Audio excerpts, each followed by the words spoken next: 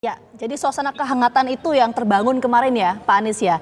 Pak Anies, tapi kalau kita lihat ini tadi baru saja ya ada konferensi pers Pak Anies ya disampaikan oleh Ketua Umum Partai Nasdem, Pak Surya Paloh menyampaikan bahwa siap mendukung pemerintahan Prabowo Gibran. Tanggapan Pak Anies seperti apa? Apakah Pak Surya ini sudah sempat komunikasi dengan Pak Anies soal ini sebelumnya?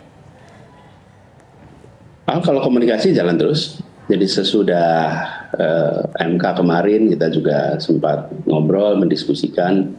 Jadi kita semua menghormati keputusan Mahkamah Konstitusi.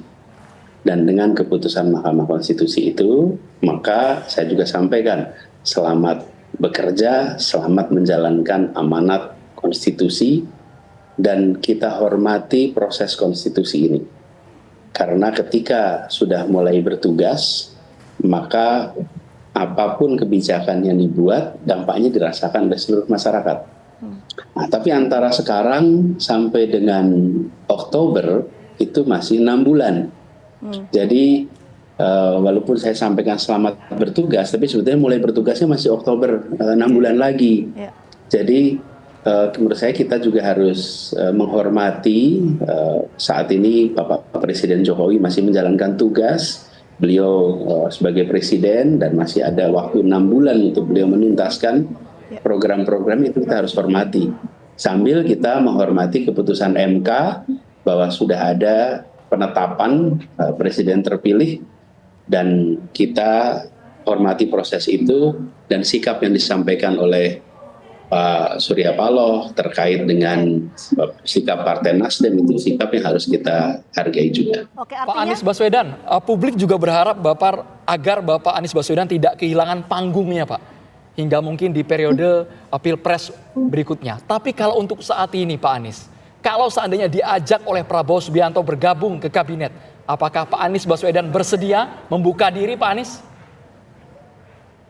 Ya, saya rasa lebih bijak kalau saya merespon sesudah ada ajakan. Kan tidak patut saya mengatakan ya atau tidak, padahal ajakannya aja tidak ada. Belum ada. Jadi saya rasa kita hormati justru dengan tidak berspekulasi.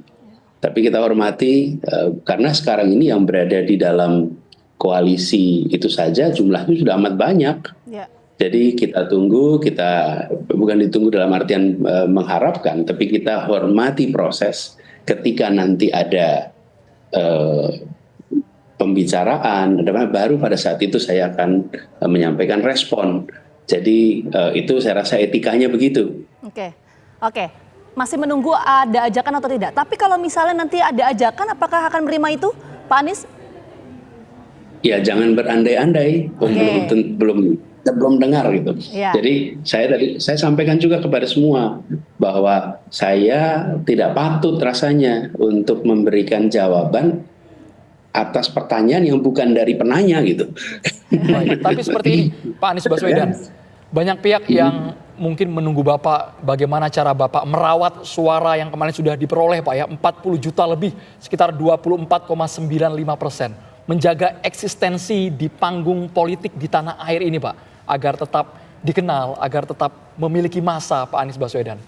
Yang akan dilakukan apa, Pak? Ya, kita lihat nanti. Hari ini kami masih fase mau tutup buku nih. Jadi sekarang ini kita sedang membereskan hal-hal yang terkait administrasi, proses-proses yang kemarin ada di tim, ada berbagai tim yang kemarin ada. Nah, itu kita ingin tuntaskan itu dulu. Setelah itu baru kita menata untuk fase berikutnya.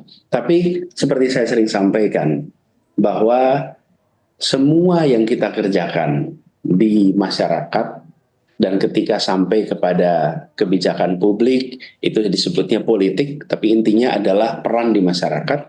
Itu adalah pengabdian, panggilan tugas. Panggilan yang muncul dari masyarakat, panggilan masyarakat itu bisa dari partai politik, bisa dari lingkungan, bisa dari pemerintah, dari mana saja, itu adalah medan pengabdian. Dan saya itu bekerja untuk mendorong kemajuan, mendorong perubahan, itu dilakukan baik di dalam pemerintah maupun di luar pemerintah, dan kita sudah membicarakan mengenai keadilan, kesetaraan jauh sebelum berada di dalam proses politik kemarin.